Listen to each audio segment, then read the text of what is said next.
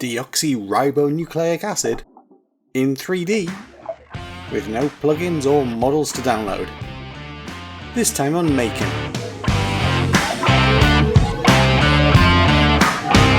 Hey, and welcome to Making FX. This one has been on my to-do list for the longest time. I should probably have shared it years ago, but I was having more fun with dinosaurs and space stuff, and well, here we are. Nothing I'm about to share is complicated, but there are a couple of steps that are not obvious. So it's one of those tutorials where the end result is harder to get to than it should be. But hey, that's why I'm making a tutorial. I've got a comp, no layers, and I'm going to use the rectangle tool and just double click it to make a comp size centered rectangle. I'll expand it on the timeline and delete the stroke.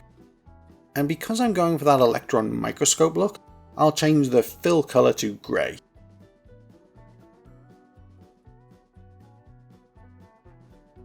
Then let's expand the path and uncheck the link icon.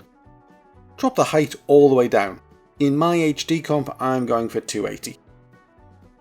I'm going to make a ladder looking shape.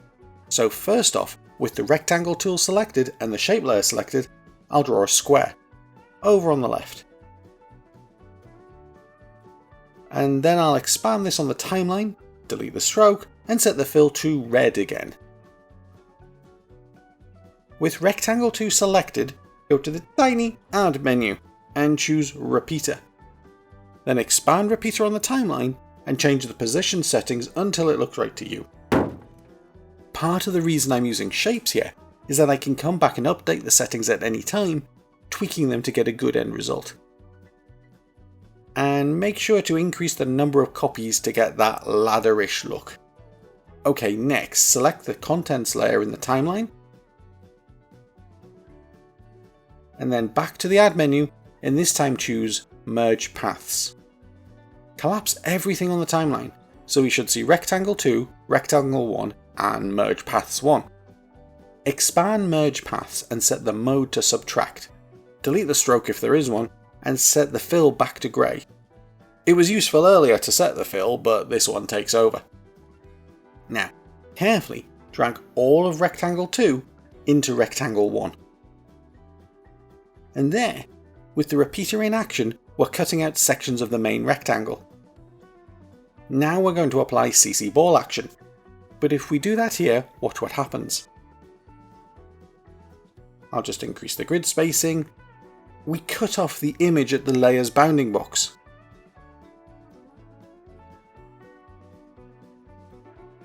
So instead, I'll delete CC ball action. And from the project panel, drag comp 1 onto the new comp button. And I'll right click on the comp in the project panel and rename this to DNA pre-comp. Now I'll go to Effect, Simulation, CC ball action. And I'll drop the size to 50 and increase the grid spacing to somewhere around 10 to 12. Then, using the twist angle, I'll rotate the counter until I get something DNA-like. It's a little too perfect though, so I'll set the scatter to about 2. And maybe I'll adjust the grid spacing and ball size. And I can keyframe my rotation property to spin the DNA.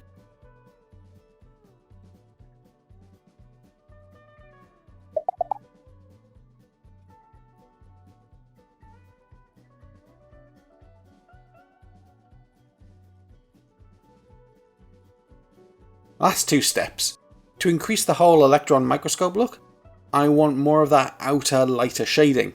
So I'll go to Layer, Layer Styles, Satin, and drop that down to about 25%.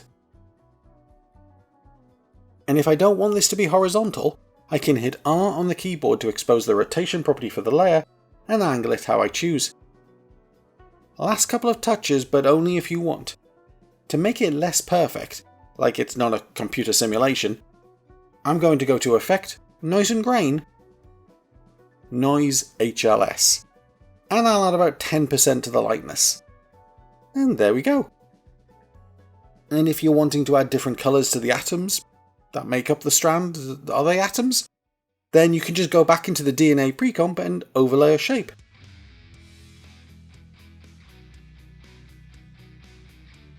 and there's nothing stopping you playing with the display settings to create a cool assembling sequence. And that's it. So if you'll excuse me, I'm off to hum the X-Men theme tune.